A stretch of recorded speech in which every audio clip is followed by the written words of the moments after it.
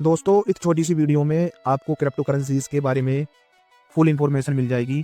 बस आप ध्यानपूर्वक समझना, सुनने के साथ साथ समझना ध्यानपूर्वक। और हमारा वादा है कि आपके सबकॉन्शियस माइंड में क्रिप्टो और ब्लॉकचेन को इस तरह से फिट कर देंगे, आप कभी भूल नहीं पाओगे। देखो, ये सारा कुछ जानेंगे कि क्रिप्टो करेंसी है क्या, क्रिप्टो का मतलब क्या है, क्रिप्टो करेंसी शुरू कब से हुई, इसमें ब्लॉकचेन का क्या कनेक्शन है, क्या ब्लॉकचेन के बगैर क्रिप्टो ट्रांसफर हो सकती है। इन्हीं सारी चीज़ों को समझेंगे। इसकी फुल इन्फॉर्मेशन इस छोटी वीडियो में आपको मिल जाएगी। इसे हमने 3 हिस्सों में डिवाइड किया है। पहला है कि what is the crypto currency, crypto currency क्या है। दूसरा है कि क्रिप्टो करेंसी और ब्लॉकचेन का आपस में कनेक्शन क्या है, ब्लॉकचेन टेक्नोलॉजी क्या है। और तीसरा समझेंगे फाइनली कि क्रिप्टो करेंसीज का फ्यूचर और जो ये मीम कॉइन्स होते हैं, अप डाउन वॉलीडिलिटी बहुत होती है, इन्हें समझेंगे। तो चलिए दोस्तों, शुरू करते हैं। सबसे पहला सवाल, क्रिप्टो करेंसी होती क्या है। देखो, क्रिप्टो करेंसी वो सीक्रेट करेंसी है जो डिजिटली होती है। बस ये हमें फिजिकली नहीं मिलती, नहीं हम इसे टच कर सकते, बस ये मोबाइल में या कंप्यूटर में दिखती है डिजिटली। इसका कोई रूप नहीं होता।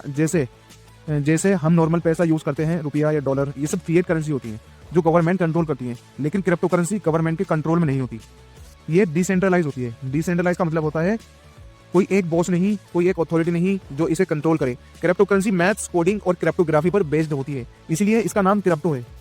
ठीक है। सबसे पहले क्रिप्टो करेंसी थी बिटकॉइन, जिसे 2009 में बनाया था। अब इसे 2009 में बनाया क्या था। देखो, 2008 में जब लेमन ब्रदर क्राइसिस आया था यूएस में, तो बैंक्स कोलैप्स कर गए थे क्योंकि पब्लिक का जो उसमें लोगों का पैसा था वो उन्हें नहीं मिल पाया था।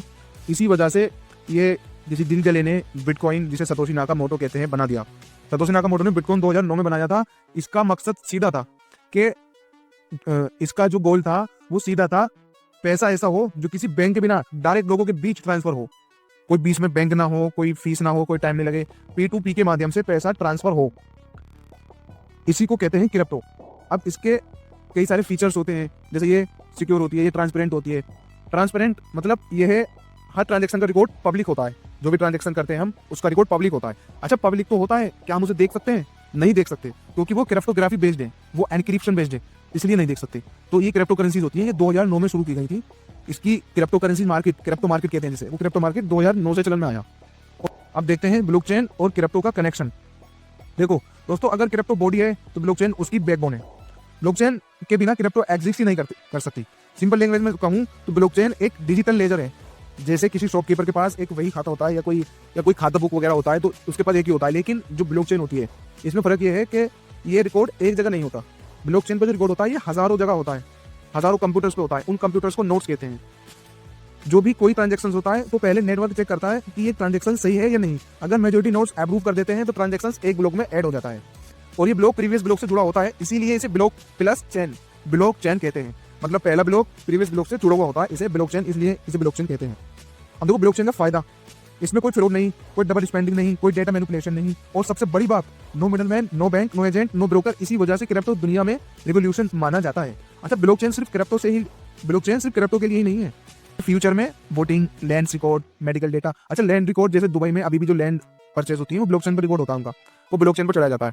मेडिकल डेटा, ये सब इसमें इसका फ्यूचर, ब्लॉकचेन का फ्यूचर ये है सारा कुछ। अब बात करते हैं क्रिप्टो का फ्यूचर और मीम कॉइन्स के बारे में। दोस्तों, बड़ी बड़ी कंपनीज क्रिप्टो और ब्लॉकचेन पर काम कर रही हैं। Web3, DeFi यानी decentralised finance, NFT, non fungible token, ये सब ब्लॉकचेन पर बेस्ड है। गवर्नमेंट भी क्रिप्टो को इग्नोर नहीं कर सकती। कुछ कंट्रीज बैन कर सकती हैं, लेकिन रेगुलेशंस आ रही हैं इस चीज़ को लेकर के। क्रिप्टो कंप्लीटली बैन हो जाए ये तो पॉसिबल है नहीं, लेकिन रेगुलेशन जरूर आएगा। ठीक है। और मीम कॉइन्स जो होते हैं, मीम कॉइन्स ये कुछ नहीं होते। मीम कॉइन्स सिर्फ ये जोक बेस्ड बनाए होते हैं, इंटरनेट जोक से शुरू होते हैं। जैसे डोज कॉइन हो गया।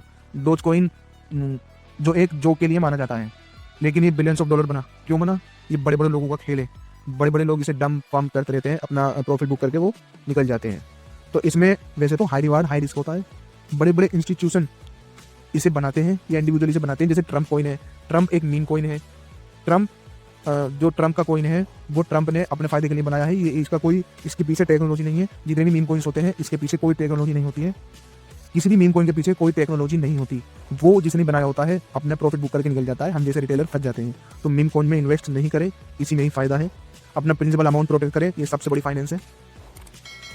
तो जो बिटकॉइन है या इसके बाद जो अल्ट कॉइन है, इथेरियम जैसे कॉइन टेक्नोलॉजी बेस्ड है, तो इनका फ्यूचर है। मीम कॉइन के पीछे कोई टेक्नोलॉजी नहीं है, इसलिए मीम कॉइन का कोई फ्यूचर नहीं है। अब बात करते हैं फाइनल कंक्लूजन के बारे में। देखो, क्रिप्टो कोई गेट रिच क्विक स्कीम तो नहीं है। ये पेशेंस, डिसिप्लिन और रिसर्च बेस्ड है। अगर आपको इसकी नॉलेज नहीं है, आपको इसके बारे में एजुकेट होना है, उसके बाद आपको क्रिप्टो मार्केट में एंट्री लेनी है। अगर आप बगैर किसी एजुकेशन के, बगैर किसी इन्फॉर्मेशन के, बगैर स्टडी किए, बगैर रिसर्च किए आते हैं तो आप इसमें इन्वेस्टमेंट के पर्पज से नहीं आए, आप सट्टा लगाने आए हो। ये इन्वेस्टमेंट नहीं है, ये एक सट्टा है। तो दोस्तों, अगर आपको ये वीडियो पसंद आई हो तो लाइक जरूर करें, चैनल को सब्सक्राइब करें और कमेंट में बताएं आप क्रिप्टो के बारे में क्या सोचते हैं।